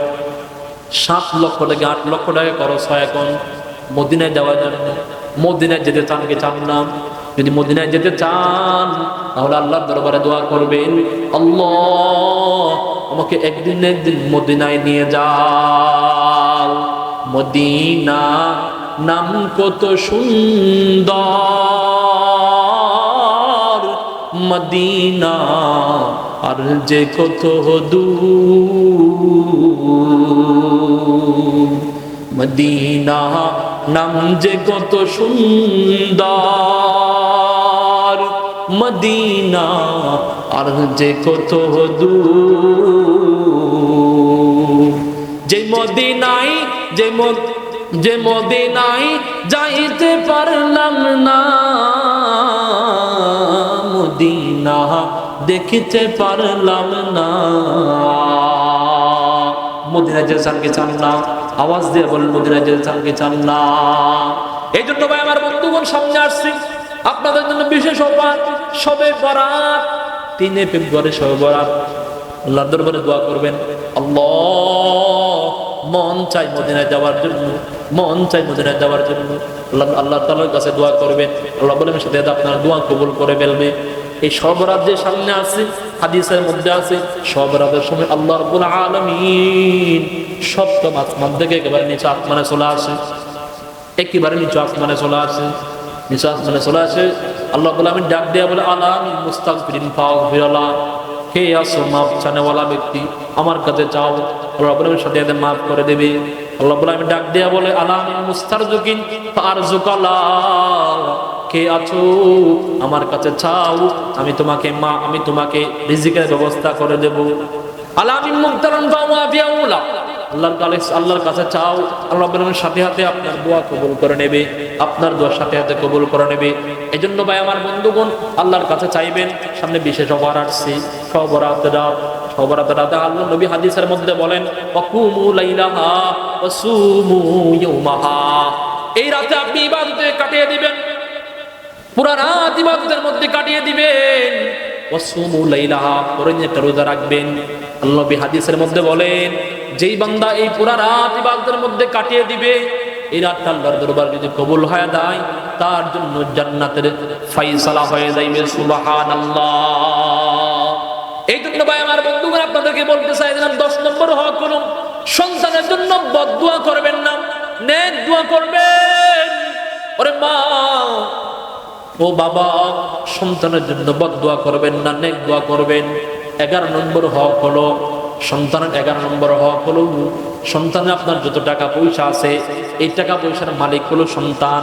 এই টাকা পয়সার মালিককে সন্তান। এই টাকা পয়সা আপনি কোনো নর্তকের কাছে খরচ করবেন না, কোনো অবৈধ কাজের মধ্যে খরচ করবেন না। এই টাকা পয়সা সবগুলো আপনার সন্তানের পিছনে খরচ করবেন। 11 নম্বরের হক শেষ। 12 নম্বরের হক হলো সন্তানকে বিবাহ করানোর সময় সন্তানের কাছ থেকে মত নেবেন। আল্লাহ নবীর কাছে একজন সাহাবীর মহিলা এসে বলে ইয়া রাসূলুল্লাহ, ইয়া হাবিবাল্লাহ, আমাকে অমুক একটা মেয়ের অমুক একটা ছেলের সাথে বিবাহ দিয়েছে। ইয়া রাসূলুল্লাহ, আমার থেকে ছেলেটা পছন্দ হয় না, ছেলেটা আমার থেকে ভালো লাগে না। আল্লাহ বললেন তোমার মাকে ডেকে নিয়ে আসো, তোমার বাবাকে ডেকে নিয়ে আসো। নবীর দরবারে বাবাকে ডেকে নিয়ে আসলেন, মাকে ডেকে নিয়ে আসলেন, সবাইকে সামনে বসালেন। বাবাকে জিজ্ঞেস করে বাবা, আমার মহিলাকে তুমি যে বিবাহ দিচ্ছ, মহিলার থেকে বিবাহ দেওয়ার ক্ষেত্রে তুমি কি অনুমতি নিয়েছিলা কিনা? বলছে আমি অনুমতি নেই নাই। মহিলাকে বলছিলা কিনা তুমি যুবকটা পছন্দ হয় কিনা, তোমার ছেলেটা ভালো লাগে না তোমার থেকে, এই এই এই অনুমতি নিয়েছিল কিনা? বাবা বলতেছে না, নেই নাই। মাকে জিজ্ঞেস করেছে, এই মা, তোমার মেয়েকে যমুকের ছেলের সাথে বিবাহ দিচ্ছ, তুমি কি জিজ্ঞেস করেছিলা? মা বলছে হুজুর নেই নাই। আল্লাহ নবীর কাছে ওই মহিলা আল্লাহ নবীর কাছে ওই মহিলা দৃঢ়কণ্ঠে আওয়াজ দিয়া বলেন ইয়া রাসূলুল্লাহ, ইয়া হাবিবাল্লাহ, আপনার দরবারে আমার মাকে নিয়ে আসলাম, আমার বাবাকে নিয়ে আসলাম। এই যে নিয়ে আসা একটা কারণ হলো আমি ওই যে ছেলের সাথে বিবাহ দিয়েছে, ছেলেটা আমার খুব ভালো লাগে, খুব পছন্দ হয়। কিন্তু আপনার দরবারে আমার মাকে ডেকে নিয়ে আসা, আমার বাবাকে ডেকে নিয়ে আসা একটা মাত্র কারণ। কি কারণ? আজ থেকে কিয়ামত পর্যন্ত যেন এই বিধানটা চালু হয়ে যায়, বিবাহের ক্ষেত্রে যেন সন্তানের কাছ থেকে মত নেওয়া, সন্তানের কাছ থেকে অনুমতি নেওয়া, এই বিধানটা যেন চালু হয়ে যায়। এই জন্য আমার মাকে আমার বাবাকে আপনার দরবারে নিয়ে আসলাম। দেখেন কি রকম চালাক নেই। তখন থেকে এই বিধানটা চালু হয়ে গেল, বিবাহের ক্ষেত্রে মেয়ে এবং ছেলের কাছে অনুমতি নেওয়া, এবং ছেলের কাছে কি নেওয়া? অনুমতি নেওয়া। আজকে সমাজের মধ্যে দেখবেন ছেলের থেকে অনুমতি নেন নাই, মেয়ের থেকে অনুমতি নেন নাই। যখন আপনি অনুমতি না নিয়ে বিবাহ দিয়েছেন, সংসারটা টিকে না, সংসারের মধ্যে শান্তি হয় না। 1 বছর 2 বছর সংসার করার পর বা 1 মাস 2 মাস সংসার করার পর সংসারটা ভেঙে যায়। এরকম সংসার ভেঙে জানেওয়ালা সংসার আপনাদের এলাকায় আছে কি নাই? মুহতারাম হাজির, এটা হলো 12 নম্বর হক। 7 নম্বর হক আপনাদেরকে বলি নাই। 7 নম্বর হক হলো সন্তানকে সর্বোচ্চ শিক্ষা দিবেন। বিশ্বনবী হাদিসের মধ্যে বলেন قال النبي صلى الله عليه وآله وسلم خيركم من تعلم القرآن وعلمه। নবী হাদিসের মধ্যে বলেন, ওরে দুনিয়ার মানুষ, এই দুনিয়ার মধ্যে যত শিক্ষা আছে এর মধ্যে সর্বশ্রেষ্ঠ শিক্ষা হলো যে ব্যক্তি কোরআন শিখে এবং কোরআন শিখায়, এটা হলো সর্বশ্রেষ্ঠ শিক্ষা, এটা হলো সর্বশ্রেষ্ঠ ব্যক্তি। যে ব্যক্তি কোরআন শিখে এবং কোরআন শিখায় উনি হলো সর্বশ্রেষ্ঠ ব্যক্তি। এই জন্য আপনার সন্তানকে কোরআন শিক্ষা দিবেন। আপনাদের এলাকায় আছে কি জানি না, আমি মাদ্রাসা নুরানি মাদ্রাসা প্রথম সন্তানকে প্রথম ট্রিটমেন্টটা প্রথম ব্রেন ওয়াশটা নুরানি মাদ্রাসার মধ্যে দিবেন। কেন নুরানি মাদ্রাসার মধ্যে দিবেন হুজুর? প্রথম মাদ্রাসা কেন বললেন? মাদ্রাসা বলার পিছনে একটা কারণ হলো, আমি চকরিয়া বাস টার্মিনাল চাঁদ মিয়া হোসেন কমপ্লেক্স দামোদিন জুমা পড়ায় আমার অনেক মুসল্লি হয়। ওই মুসল্লিদের কাছে আমার অনেক পরিচিত মুসল্লি আছে। একদিন মুসল্লি আমার কাছে আছে, বললে হুজুর আমার বাড়ির পাশে একটা বাবা ছিল, বাবার থেকে 4টা সন্তান আছে, 2টা মেয়ে 2টা ছেলে। একটা ছেলেকে ডাক্তার বানিয়েছে, একটা ছেলেকে ইঞ্জিনিয়ার বানিয়েছে, আর একটা 2টার যে মেয়ে আছে মেয়েকেও দুনিয়া লাইনে পড়ালেখা করাইছে। একদিন বাবা মারা গেছে। বাবা যখন মারা যায় সন্তান ট্রিটমেন্ট দেয়, এলাকার মধ্যে ঘুরে ঘুরে বিভিন্ন জায়গায় চেম্বার করে করে মানুষদেরকে ট্রিটমেন্ট দেয়, ওষুধ দেয়, স্লিপ লিখে দেয়, প্রেসক্রিপশন দিয়ে দেয়, মানুষ ভালো হয়। ওই সময় সন্তান ছিল চট্টগ্রামে, মেডিকেলের মধ্যে ট্রিটমেন্ট দিচ্ছে। বাসা থেকে ফোন দিয়া বলে, বুনে ফোন দেয়া বলে, আমার বাবা দুনিয়া থেকে মৃত্যুবরণ করেছে, তুমি একটু বাসায় আসো।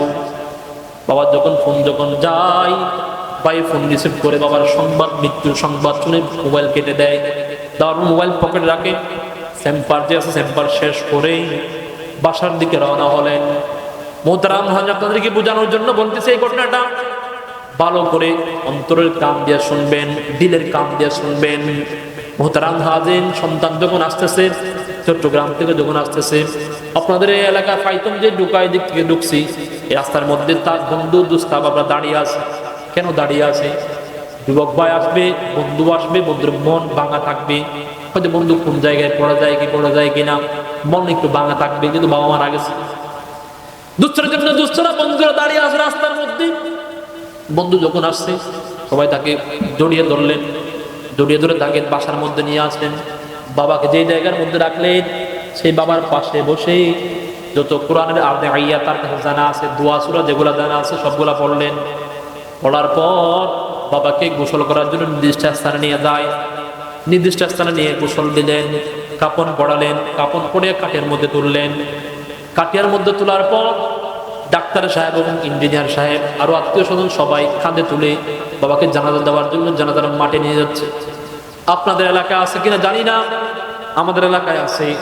যেমন কোনো সন্তানকে, কোনো মৃত ব্যক্তিকে যখন বাসা থেকে যখন বাহির করে সবাই কান্না করে, আর বাবাকে আর দেখবো না, ভাইকে আর দেখবো না, এইরকম কান্না আপনাদের এলাকায় করে কি করে না?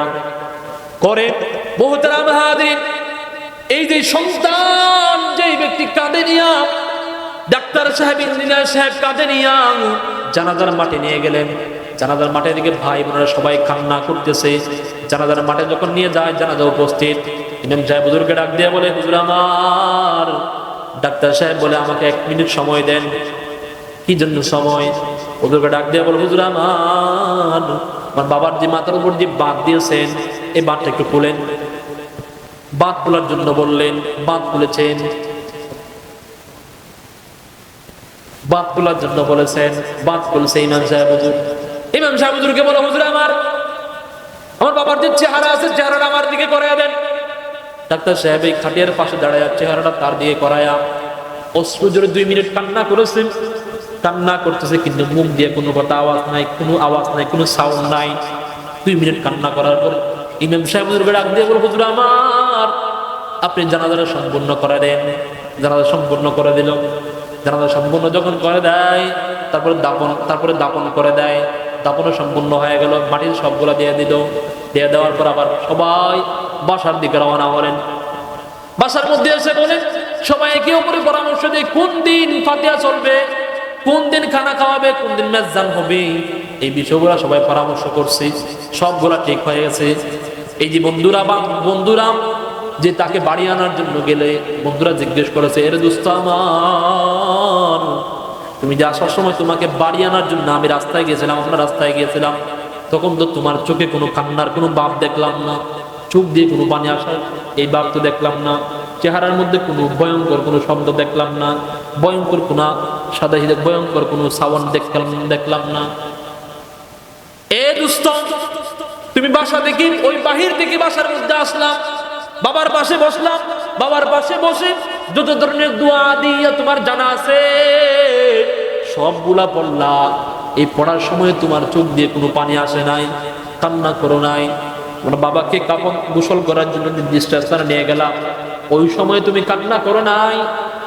গোসল করে কাফন দিলাম, কাপড় পরানোর সময় তুমি কান্না করো নাই।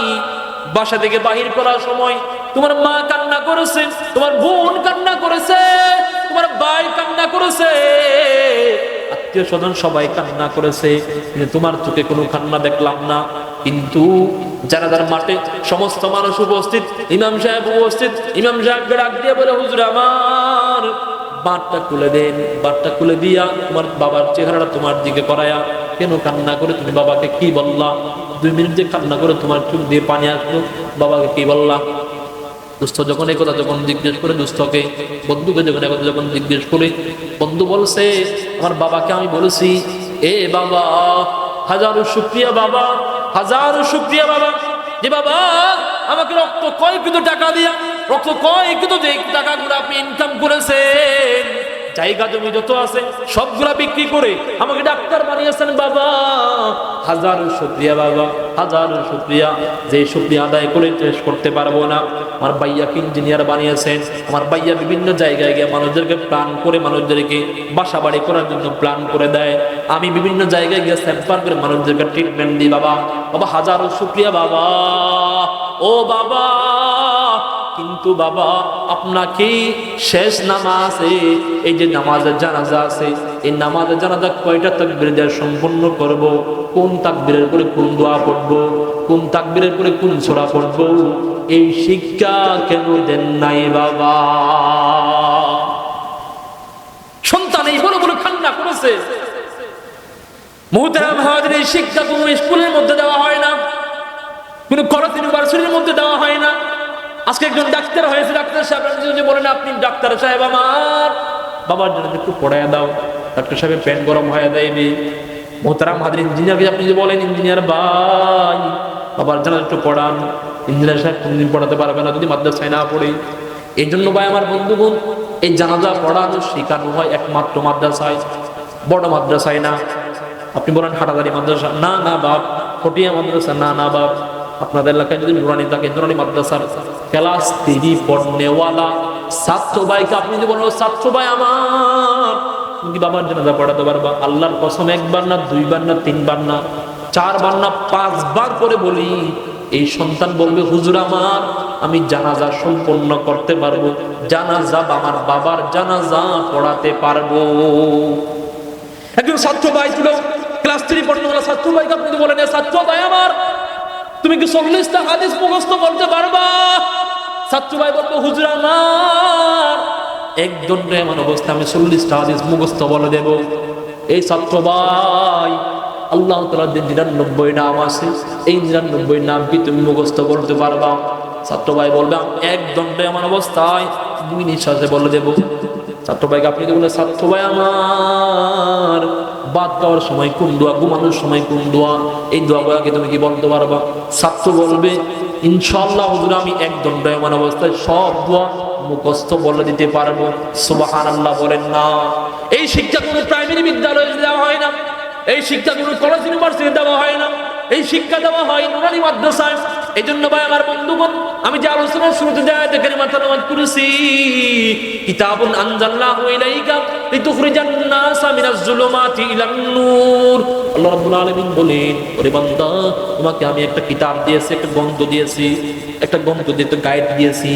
এই গাইডটা যদি তুমি যদি অন্তরের মধ্যে ঢোকাও, সেই গাইড তোমাকে আলোর পথের দিকে অগ্রসর করবে, অন্ধকার পথ থেকে আলোর পথের দিকে নিয়ে যাইবে, সেটা হলো কোরআন। এই জন্য হাদিস যে পড়েছি, হাদিসের মধ্যে বলেছেন দুনিয়ার মধ্যে যত শিক্ষা আছে এর মধ্যে সর্বশ্রেষ্ঠ শিক্ষা হলো কিসের শিক্ষা? কিসের শিক্ষা? কোরআনের শিক্ষা।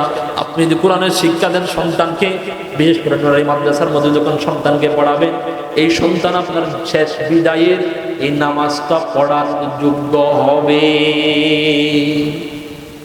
শেষ বিদায়ের আপনার জানাজার নামাজ পড়াবে। আরো আশ্চর্যের বিষয় হলো, এসে গেছে, আমি সংক্ষিপ্ত সময় শেষ করে দিচ্ছি। আরো আশ্চর্যের বিষয় হলো, একটা ক্লাস 3 পড়নেওয়ালা ছাত্র ভাইকে আপনি যদি বলেন, 5ম শ্রেণী পড়ে না এখনো, চতুর্থ শ্রেণী পড়ে নাই, ডাক্তারও হয় নাই, ইঞ্জিনিয়ারও হয় নাই, কোনো কিছু হয় নাই, জজও হয় নাই, ডিসিও হয় নাই, ক্লাস 3 পড়েছে। ওই ছাত্র ভাইকে আপনি তো বললেন, ছাত্র ভাই আমার আজকে জুমা মসজিদে ইমাম সাহেব হুজুর নাই, জুমা পড়ানোর জন্য ইমাম সাহেব হুজুর নাই, আপনি জুমা পড়াই দেন। ছাত্র ভাই বলবো, হুজুর আমার ইনশাআল্লাহ আমি পারবো, ইনশাআল্লাহ আমি পারবো। কি খুতবা দিতে পারবা তুমি? খুতবা আমি ইমাম সাহেব হুজুর তো দেখে দেখে দেই, আমি মুখস্থ দেব, কি দেব? মুখস্থ দেব। এই জন্য ভাই আমার বন্ধুগণ, আপনার সন্তানকে প্রাথমিক ট্রিটমেন্টটা নুরানি মাদ্রাসার মধ্যে দিবেন। তাহলে যখন নুরানি মাদ্রাসার মধ্যে পড়াবেন, সেই সন্তান বড় হয়েও আপনাকে বলবে না। এটা হলো 7 নম্বরের হক। 1 নম্বরের হক বলছিলাম সন্তানের ডান কানে আযান, বাম কানে ইকামত। 2 নম্বর বলছিলাম তাহানিক। 3 নম্বর সন্তানের জন্য নেক দোয়া করবেন। 4র্থ নম্বর বলছিলাম সন্তানের জন্য আকিকা করাবেন। 5ম নম্বরে সন্তানের জন্য সুন্দর একটা নাম রাখবেন। 6ম নম্বরে বলছিলাম সন্তানকে তাদিব শিক্ষা দিবেন, আদব শিক্ষা দিবেন, শিষ্টাচার শিক্ষা দিবেন। 7ম নম্বরে দুনিয়া বিলাইনে যত শিক্ষা আছে এর মধ্যে সর্বশ্রেষ্ঠ শিক্ষা দিবেন। 8ম নম্বরে যে বলছিলাম সন্তান আপনার কাছে সম্পদ পাও না, এই সম্পদগুলো সন্তানকে শুধু স্বাভাবিকভাবে বন্টন করে দেবেন, সমানভাবে বন্টন করে দেবেন। যদি দুনিয়ায় থাকেন আর যদি মৃত্যুবরণ করে তাহলে মিরাস হিসেবে দিয়ে দেবেন।